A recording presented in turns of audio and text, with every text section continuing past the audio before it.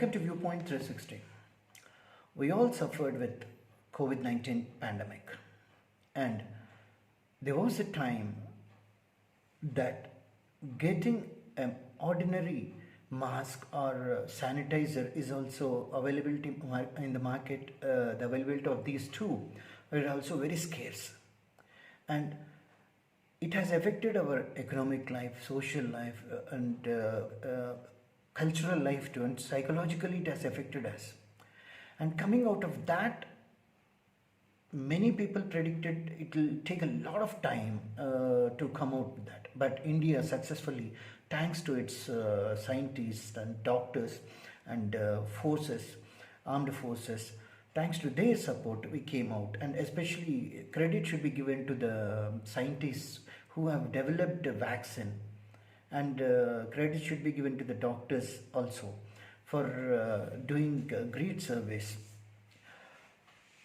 Now, from that position, when we couldn't get even the sanitizer or PPE kit, all this, now we are able to export vaccines to various countries, and more than 30 countries have requested India for vaccines, supplying them vaccines.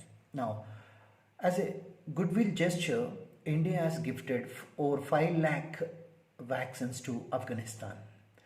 The first shipment consignment of vaccines was handed over by India's Charge d'Affaires, Sri S. Raghuram, to Afghanistan's Health Minister Wahid Machu.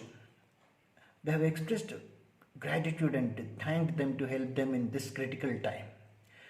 And the donation of the almost 500,000 doses of vaccines to control the spread of COVID in Afghanistan in this critical situation is a strong sign of generosity and sincere support to Afghanistan. That is what Afghanistan President Ashraf Ghani has expressed, and he said it is a great gesture on the part of India, and expressed that bond between India and Afghanistan will build further.